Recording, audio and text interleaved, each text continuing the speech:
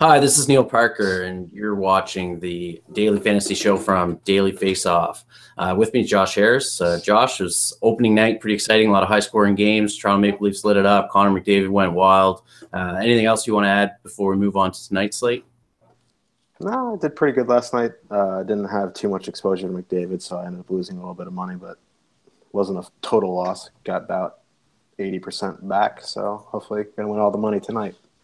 Yeah, and I thought you made a really good point. We talked about San Jose and Philadelphia, and you had a really good feel for that game. The Toronto-Winnipeg game we knew was going to be high scoring, and it absolutely could have been if the Jets capitalized on some of their opportunities. Maybe we're going to see a step forward from Frederik Andersen this season. It's going to be something that we're going to have to keep an eye on. But as it stands, the Calgary-Edmonton game was physical. It was low scoring. So overall, a pretty good read, I would have to say. So I think with 8 games, we better just get right into things. Off the top, any sort of strategies you have where now we went from a 4-game slate now to an 8-game slate. It's twice as big. How do you approach that GPP-wise? Well, just even on the short side, I was looking at the lineups last night. Not many people are stacking, so I think on a bigger slate, on a medium-sized slate, I think it's optimal on the GPP to stack.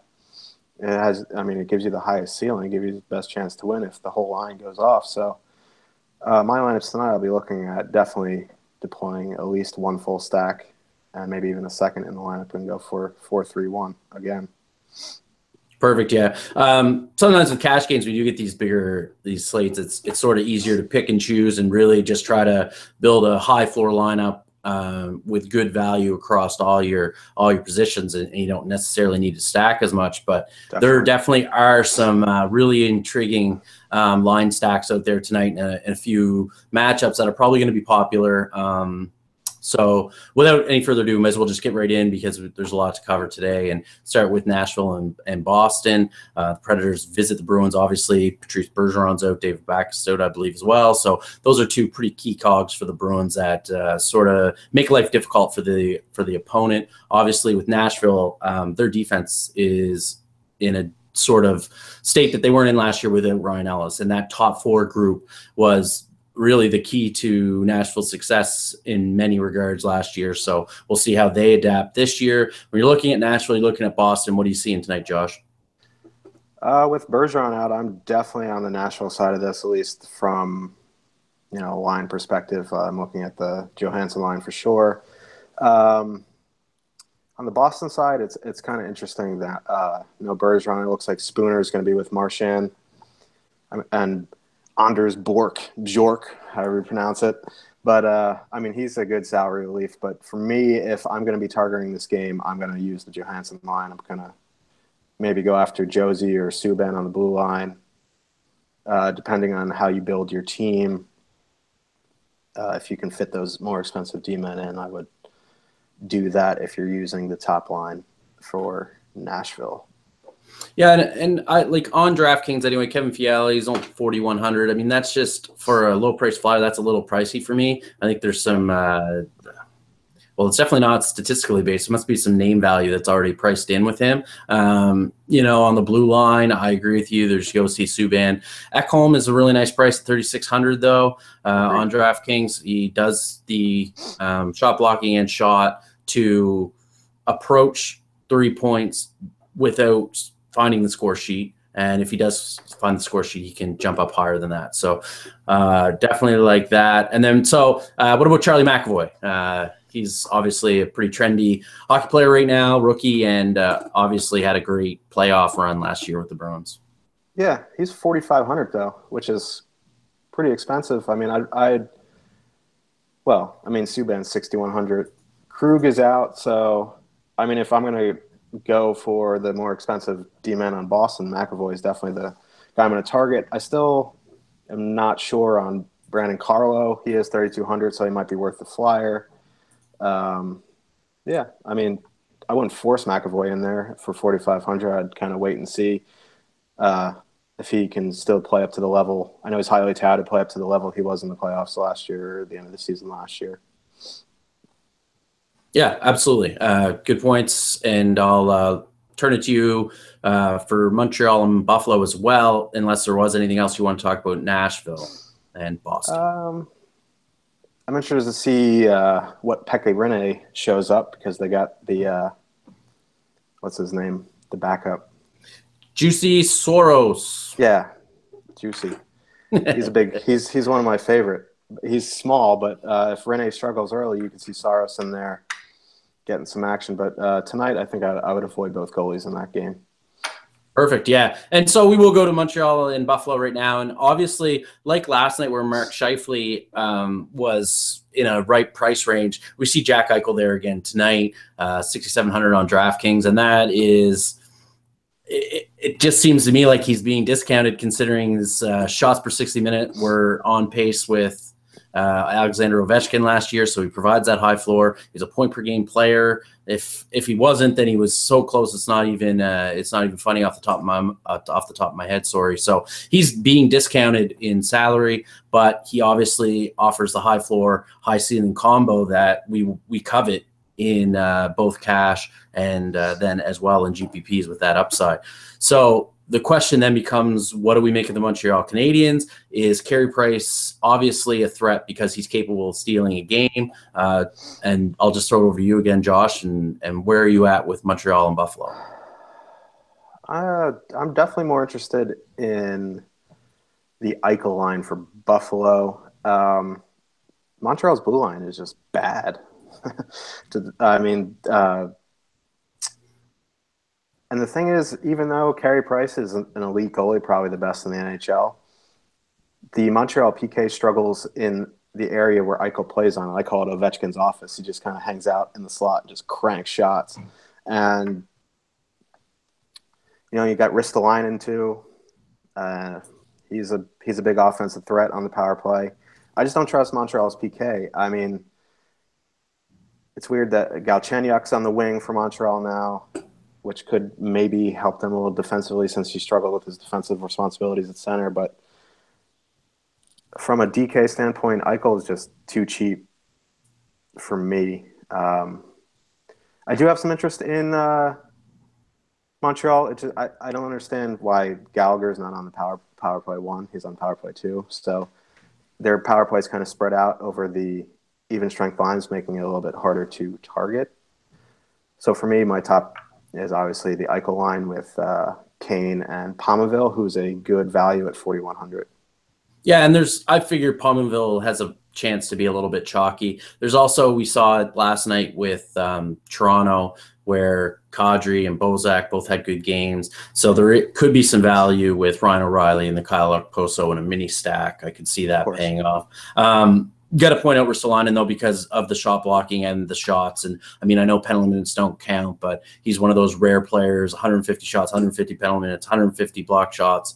I said that wrong. 150 hits instead of the penalty minutes. So he's a cross-category guy and a really high floor. And I think that there's potential that he is just entering his offensive prime, and we could see another step forward in the scoring columns from him this season. So he's definitely a nice value and someone that I could see, making an impact. What about – see, I'm a little bit of a Robin Lehner truther, I guess. I used that word yesterday.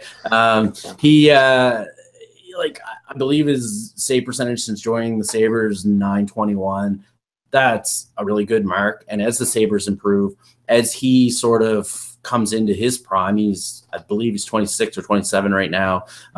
Seems like he's been around forever, but he has. But injuries last year was his first full season in health and in the number one gig. So I can definitely see Leonard being a potential option tonight because the Montreal Canadiens struggle to score goals. So anything in that regard to add to that or thoughts on Leonard?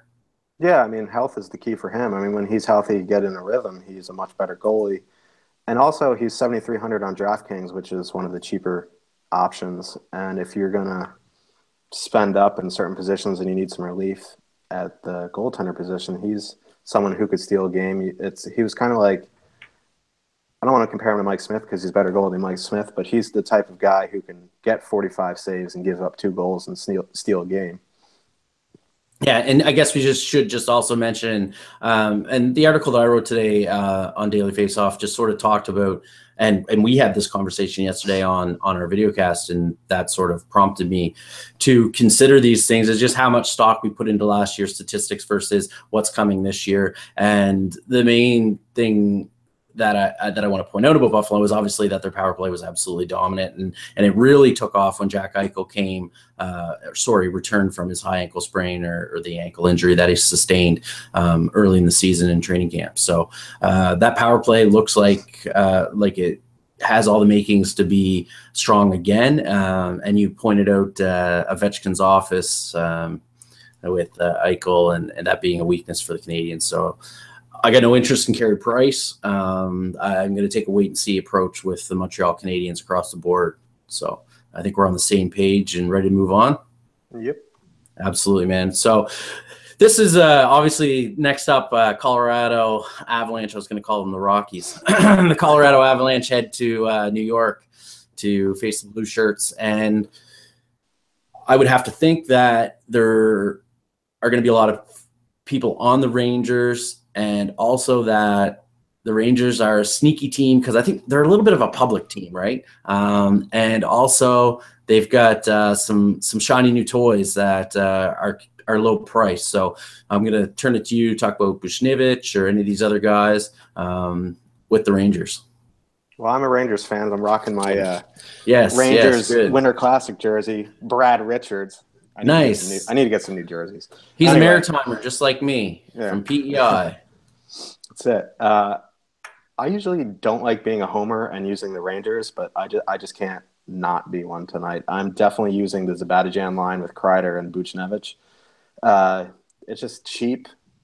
They're getting the Avalanche, who were just awful last year. They were absolutely abysmal on the road. Shattenkirk is only $5,200, which is cheap for a power play one quarterback. I mean, even if they are a little bit chalky, I don't know how many people are going to full stack those four. Even the second line is a nice option. And then you have what's his name? I don't know. I forget which line he's in, but Hedl, the C or the C is silent. The silent C. The silent C. The silent C assassin. I saw I saw that he was not on the power play units this morning. I don't know if that's changed, but if he is, he's great value at $3,600. I will say I want to wait and see on Lundqvist. He's really expensive. He's $8,400. Even though the Avalanche are bad, they do have offensive firepower, and he is a year older. I do want to have a wait and see approach with him, but I have no problem uncorking the Rangers offense tonight. Brady Shea, cheap. I worry about Brady Shea now that he kind of gets I guess he gets slotted down the pecking order a little bit with the Shattenkirk accusation. He's a really good skater, but also his minor league career, he wasn't a huge scorer. So last season was sort of an out of the blue offensive season for him. As someone who is a fan, I assume you watch a lot. You've probably seen more from Shea than I have. He's a wonderful skater, and I think there's a lot of talent, but I'm worried that I wouldn't call it a sophomore slump, but we'll call it a stall, a sophomore stall where, we don't see the uptick in offensive numbers from him. Thoughts? Yeah, I mean, it depends how AV deploys the power play, even on the second unit. He does some weird stuff sometimes, but I think the acquisition of Anthony DeAngelo actually hurts him too, because he's a young power play quarterback type player. He skates well too. He's a good passer. So it really depends on how they deploy the power play. I mean, Brady Shea is really good defensively, and I think he's going to take a step forward on that end. I think his offense numbers do take a hit a little bit because last year, I mean, their blue line was terrible, and Brady Shea was seeing power play 1 minutes with McDonough sometimes. So he is good value at $3,500. I mean, he's definitely capable of putting up a point or two. I wouldn't expect it. I would really, in the beginning of the season, with the value Ranger defenders, DeAngelo, Shea, even if Holden makes the lineup. Yeah. I mean, I would avoid Mark Stahl because he's just, he skates in cement. But just for maybe the first couple of days, you want to see how AV deploys the power play, and then you can kind of go from there. Yeah, for sure. Okay. I want to move to Washington and Ottawa. And with that, it's like the Ottawa Senators without Erik Karlsson sort of resemble the, I don't know, let's call them the 1993-94 Senators or whenever the Senators broke into the league. And with Erik Karlsson, they were a team that went all the way to the Eastern Conference Finals last year. So and also you lose Derek Brassard. Washington has to be a popular play tonight, don't they? And you have to think that Washington enters this season pretty motivated. A lot of offseason change, but a lot of young talent sort of climbs up into that top six mix with Jacob Vrana and Andre Burakovsky slated for a bigger role. Dmitry Orlov, also steps into a bigger role. Where are we at with this game? I could be convinced quite easily that both the Capitals are going to be highly owned, but also it's warranted that they should be targets. Yeah, so last year it was hard to fit Washington one, Ovechkin, Backstrom, and Oshie. They were so expensive, and now Ovechkin's with Jacob Vrana and Evgeny Kuznetsov. So that line is it's much easier to fit, and you get who just shoots. So even if he doesn't put up a hat trick like McDavid last night, you're still going to get a bunch of points. Even if he scores one goal, has 8 shots on goal, he's probably going to hit his value. And I think the second line has value too with Backstrom, Oshie, because Burakovsky's cheap, and he's one of my favorite players. I love watching him. He struggled a lot last year, but I'm expecting a nice bounce back from him. And if you look at their D, I mean, Karlsson's expensive, but I would definitely target Orlov at 3,800. He's definitely someone with offensive upside for cheap and gets you exposure to some more expensive stuff. And then Braden Holtby, definitely going to have a lot of exposure to Holtby tonight. If I'm going to spend over $8,000 for a goalie, it's definitely going to be Holtby. Good to know, yeah. And one of the things that I think is really important to point out about the separation of Backstrom and Ovechkin is that Nicholas Backstrom has the shooting arsenal to be a scorer, but playing playmaker or, being on a line where he's a pass-first center with Ovechkin on his flank, I think has sort of – I feel like the narrative surrounding Backstrom is that he's not a capable scorer when really he is. And when he played with Burakovsky in the playoffs, we saw that Backstrom flashed more willingness to shoot the puck and utilize his he's got an excellent wrist shot, quick release, accurate shot that, I think there could be more goal scoring upside for Nicholas Backstrom away from Alex Ovechkin than we've seen at any time in his career to this point anyway.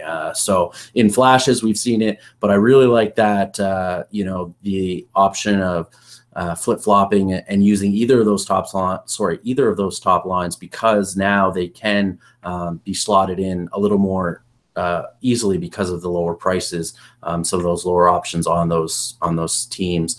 I would completely fade the Ottawa Senators. I don't know where you go with them. Their lines are kind of in a fuddled mess, and Mike Hoffman is obviously game-breaking talent, and Kyle Turris is a good scorer, but Mark Stone he's more of a playmaker, and I feel like he's overpriced. Yeah. Anything with the Senators jump out or something you're interested in?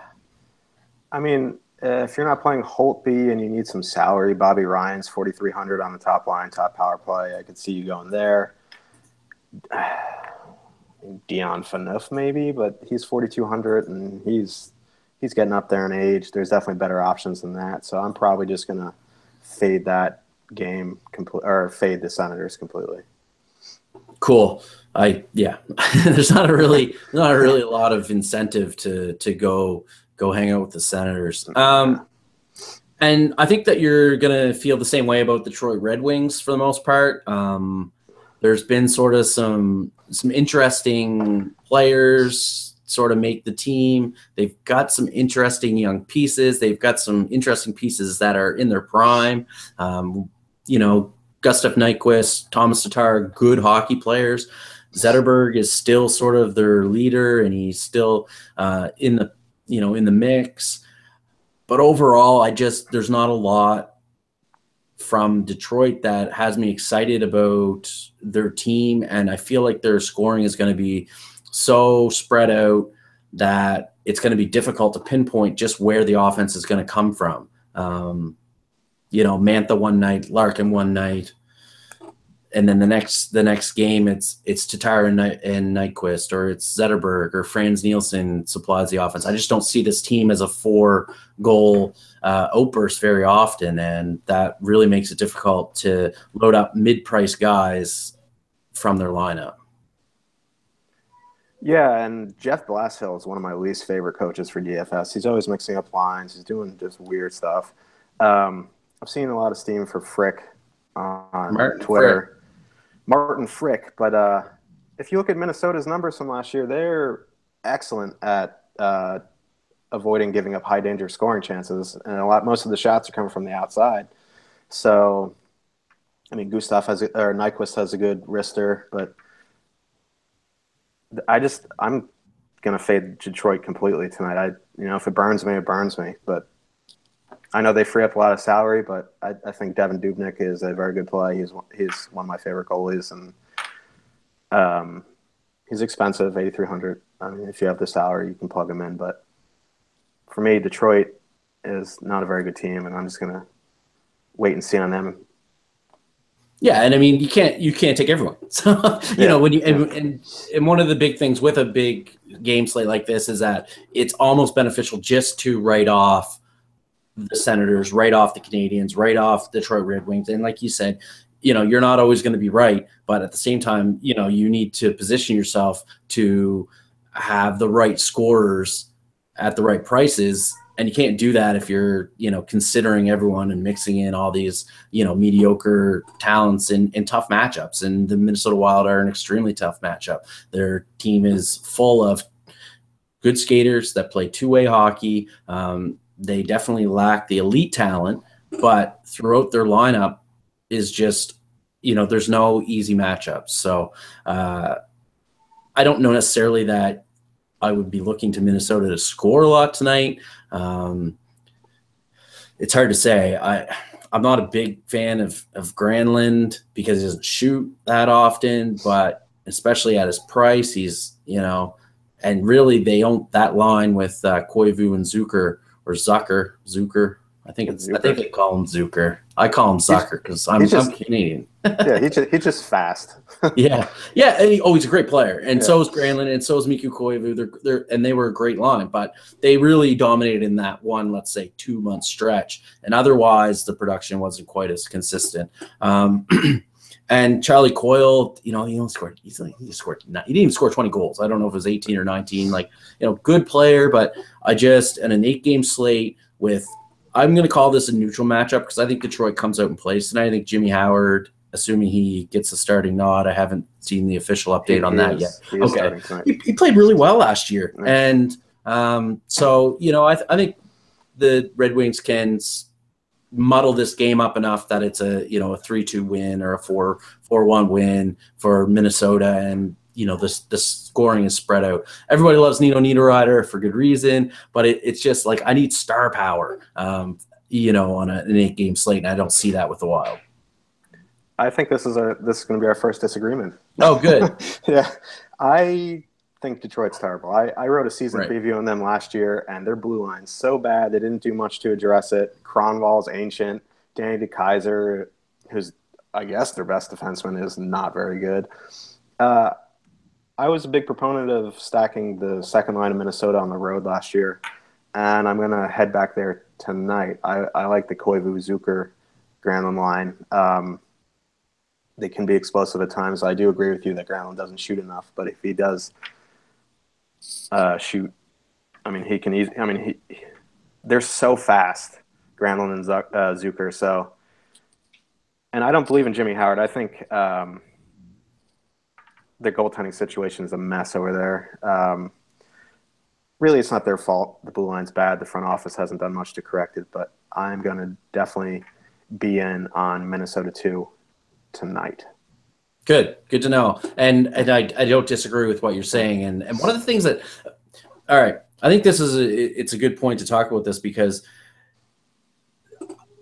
defensive and offensive zone starts can be something that you want to look at. And the big thing with this Minnesota 2 line is that they always start in their own zone. However, Bruce Boudreau, coach, discussed this about how he actually prefers that line in the defensive zone because they are so fast and because they create their scoring chances from their own zone through the neutral zone with their speed, that, you know, it's almost like they're better off starting in their own zone, getting possession of the puck and breaking up ice as a fast break attack, more so than being in the offensive zone and setting up in a cycle, let's say. So just interesting tidbit that I wanted to share. They're fast. They fly, they outlet and they're gone. Yeah, and that's right. They share power play time together, so that's another bonus for DFS.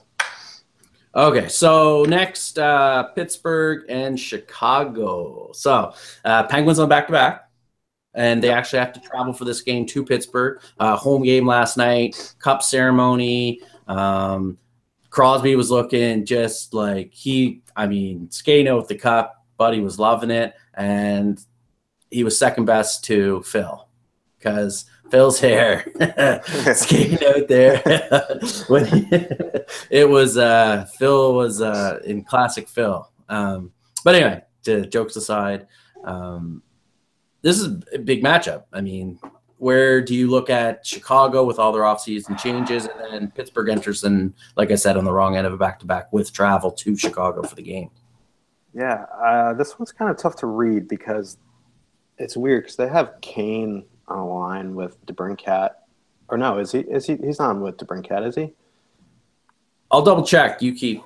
No, but okay. So I kind of like Chicago's top line because even if they get matched up with Crosby, I just think that Brandon Saad is one of the most underrated wingers in the NHL.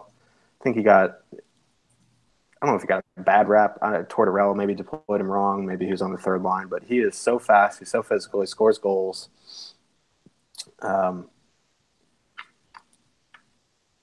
am having a tough time with having a read on this game. But I do have – it doesn't matter who's Kane is with. I do have him as one-offs in my lineups just because he is on the power play. He's very explosive. We don't need to go over his resume.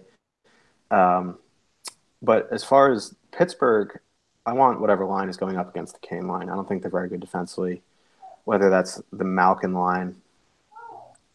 They are on a back-to-back, and one of my rules for DFS is I tend to avoid teams back-to-back on the road. So I'm going to be very cautious with the Penguins tonight. So my lean will definitely be to the Blackhawks. Yeah, okay, cool. So just to throw it out there, we got Brandon Saad, Jonathan Toews, and Richard Panik as a top line. Then Ryan Hartman, Nick Schmaltz, and Patrick Kane as a second line, with DeBrincat, Anisimov, and Sharp the third line. So I like that's looking at third line. Yeah, it's interesting for sure.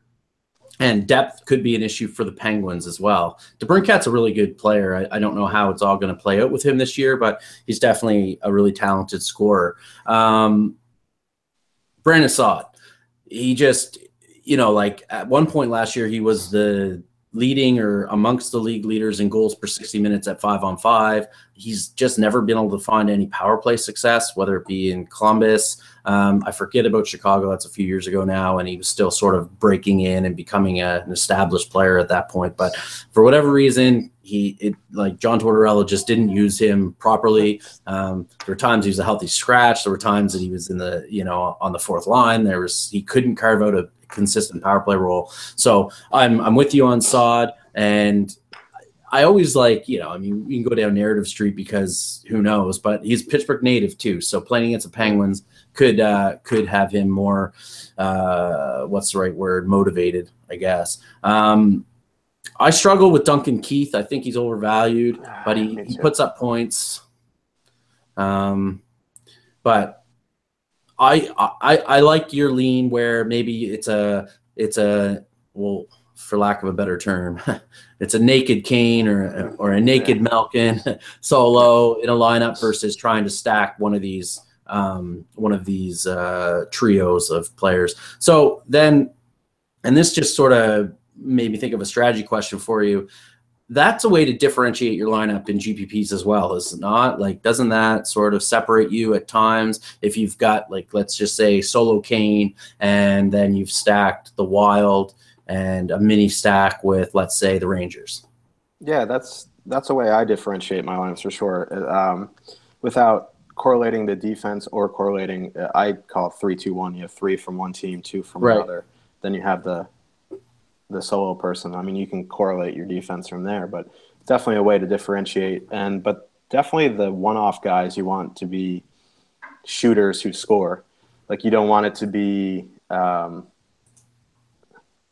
don't know. Ryan Getzlaf. My head. Yeah, Ryan Getzlaf, who's out. Who's not playing. Jory Laterra, who just never shoots the puck. You want guys who shoot the puck. You want people who score. Always involved in the power play on the offensive end.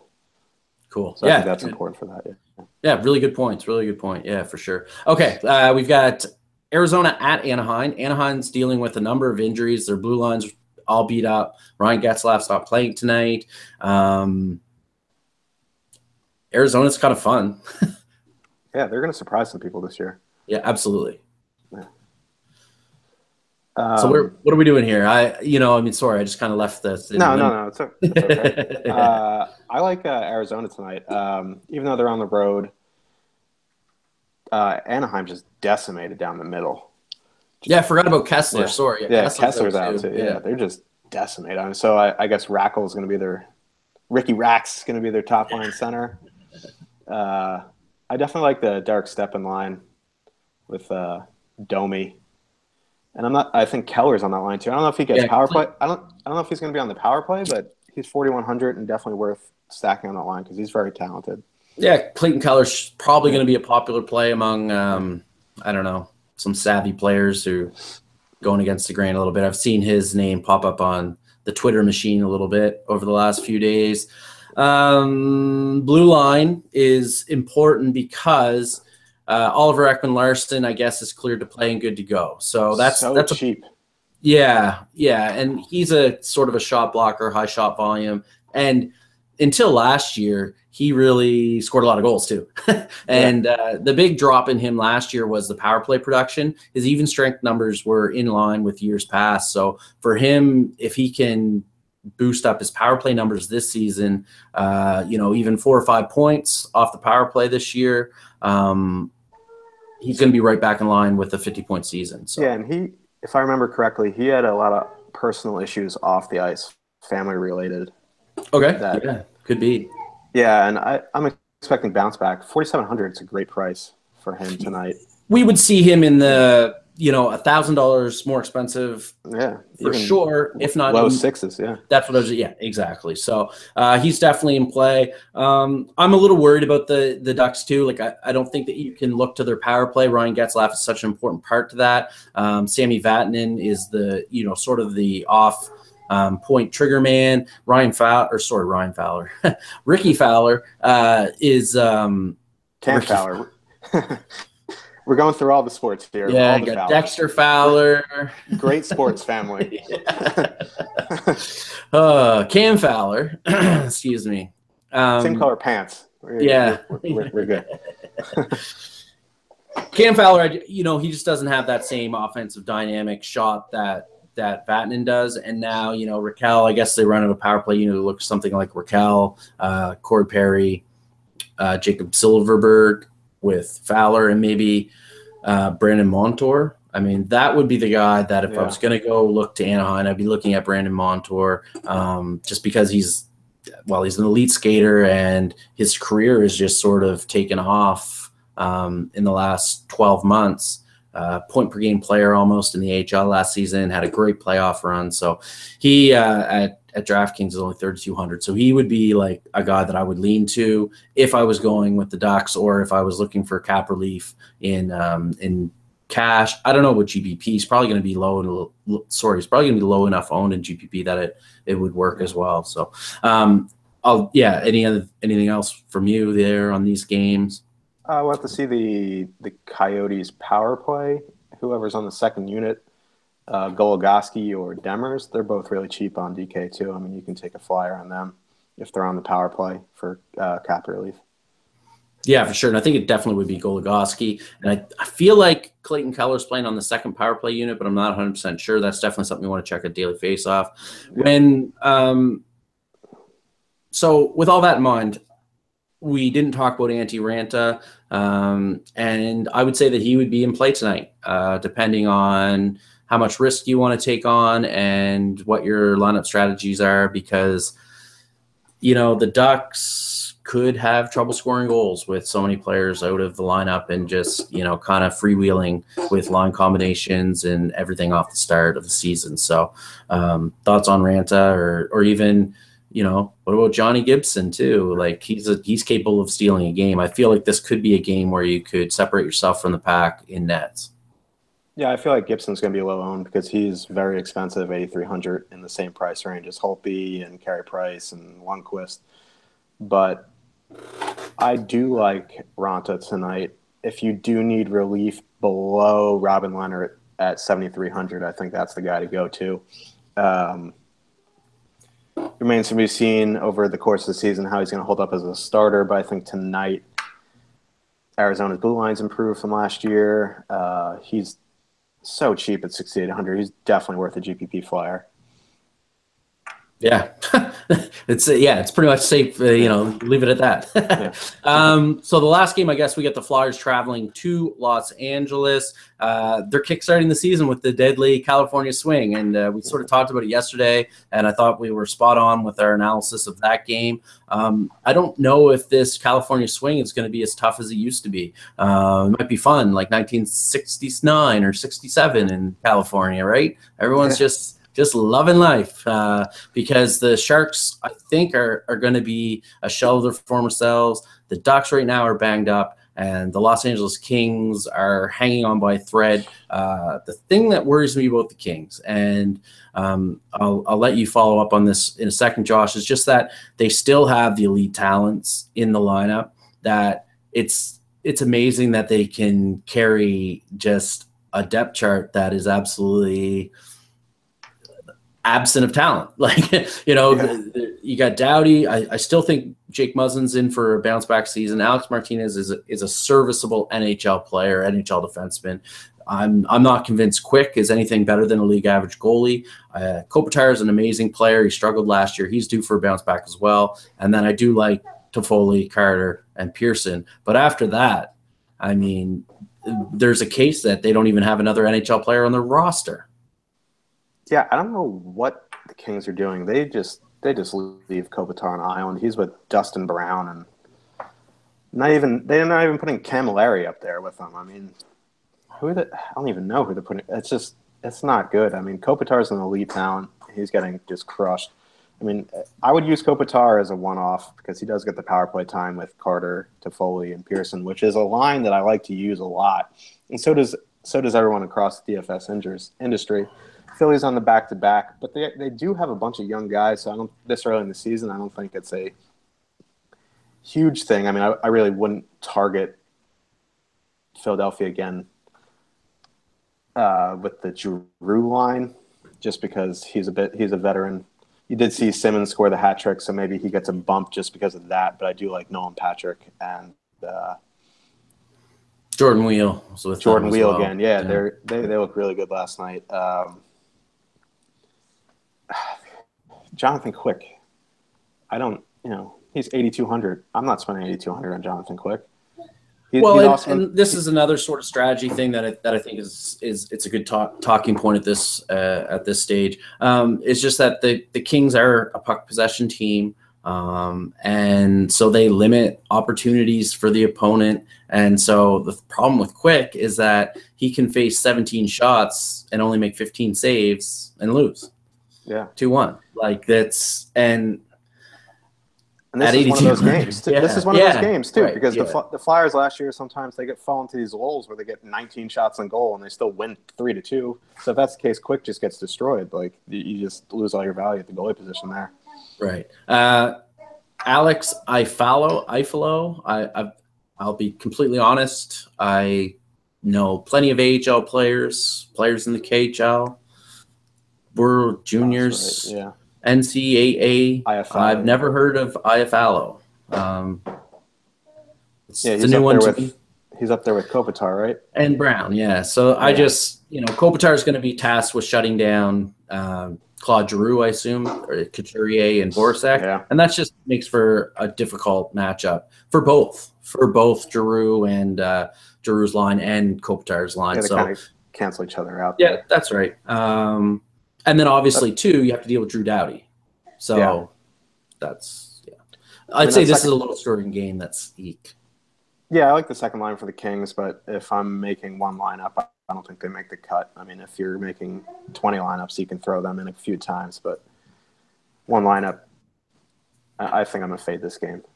Yeah, I could see that. So some late breaking news that's kind of devastating. Louis Domingue will be the starting goalie for the Arizona Coyotes tonight. So that really throws a wrench into things. However, I don't think it doesn't move the needle enough for me to significantly change my feeling towards the Ducks. Yeah, me either. I mean, he's also low. He's cheaper than Ronto too. So I mean, Louis Domingue won me a GPP 2 years ago, and I have a soft spot, but I'm going to limit my Louis Domingue exposure tonight. Sounds good. Any other final thoughts or just kind of slate strategies or anything you wanted to share, Josh, before we rock and roll? Let me see here. Let's see. Is there Tuukka Rask is 7,500. I mean, people are going to gravitate towards him, I think, just because of the price. I'm kind of leery on it. I mean, I know he was good last year, and the Boston Blue Line struggled, but I'm going to wait and see approach on him. I feel bad for Craig Anderson at 7,200. That's going to be a tough game for him, but if you want to get really risky, he can, and hope he steals a game. He might see 50 shots at this point. So, I mean, even if he sees that and gives up 3 goals, you can see a little bit of value there. Jimmy Howard is 7,000 if you think Minnesota is going to have a low-scoring game. But, that's about it for goalies. And the slate looks like there's some obvious chalk, but, again, I'm not seeing everyone full stacking, so I don't know. If you're going to full stack, I think that is the way to go. Perfect. So there's some premium tools. The premium chat as well as the lineup optimizer is at Daily Faceoff. Just make sure you stop by, check it out. And other than that, I think that we're set up here pretty well, Josh. And thanks a lot. And Again, good luck, everyone.